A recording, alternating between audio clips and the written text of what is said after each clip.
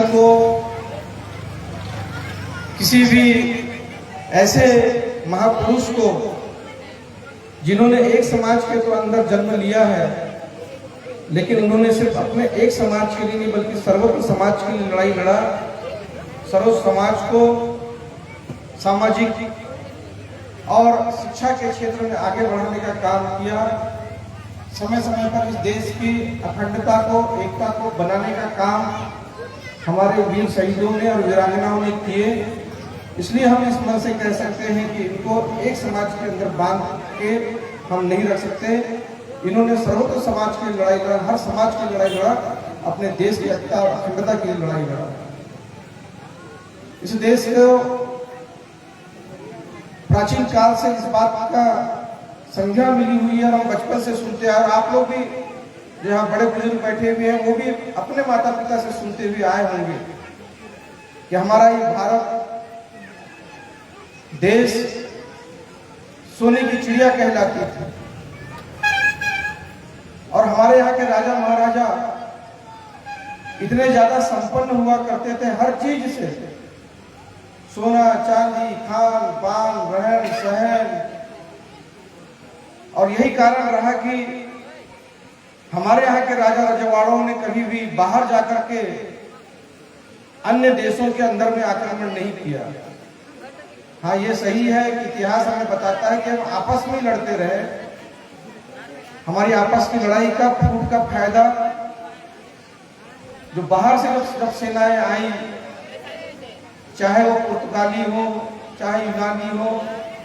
चाहे मुगल हो, चाहे वो मुस्लिम हो, मुगल हो, चाहे वो अंग्रेज हो, जब से बाहर की हमारे आक्रमणकारियों ने इस देश के अंदर में आक्रमण किया, तो इस देश की अखंडता को, इस देश की एकता को बचाने का काम हमारे अपने महापुरुषों ने और हमारे अपने शहीदों ने किया। और जब भी देश के इतिहास में अगर वीरांगनाओं की बात आती है तो एक गोंडवाना साम्राज्य की वीरांगना रानी दुर्गावती का नाम सबसे ऊपर आता है। और राजपूत परिवार में जन्म ली रानी लक्ष्मीबाई का नाम आता है। लोधी समाज के अंदर में रानी अवंतीबाई लोधी का नाम आता है। ये तीन वीरांगनाओं ने अपने साम्राज्य को बचाने के साथ साथ में जिस तरह से मुगलों से लड़े, अंग्रेजों से लड़े और इस देश को सुरक्षित रखने का काम उन लोगों ने किया है। निश्चित तौर से एक राजा के परिवार में जन्म लेकर कर, चंदेल राजा के परिवार में जन्म लेकर के, गोंड राजा के परिवार में ब्याह करके और पति के असमय मृत्यु हो जाने के बाद छोटे से बच्चे को हाथ में लेकर के अपनी छोटी सी टुकड़ी को इकट्ठा करके जिस तरह से उन्होंने अपने साम्राज्य को और इस देश की अखंडता को बचाने का काम किया, निश्चित तौर से ऐसे अपने शहीदों को, वीरांगनाओं को आज याद करने का समय है।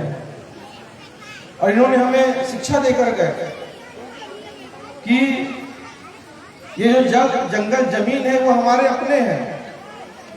इसे हमसे कोई छीन नहीं सकता। लेकिन इस बात की भी उन्होंने शिक्षा देकर गए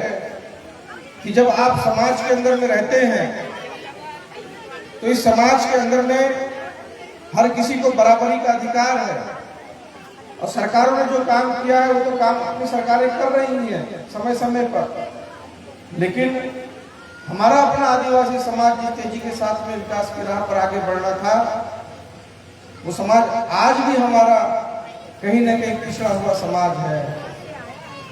और इस बात को हमको समझना पड़ेगा कि जिस तरह से हमारे अपने लोगों ने कहा,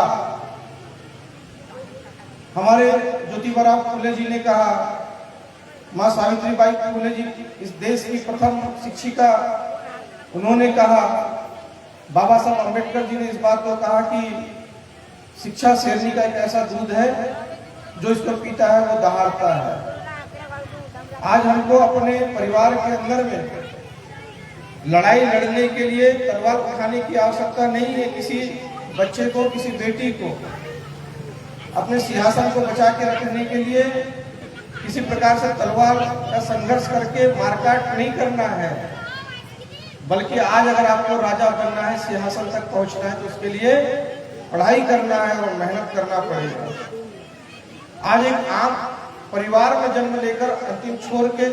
जनजाति वर्ग में पैदा होकर के जब एक अति पिछड़ी जाति जनजाति जाति से पैदा होकर के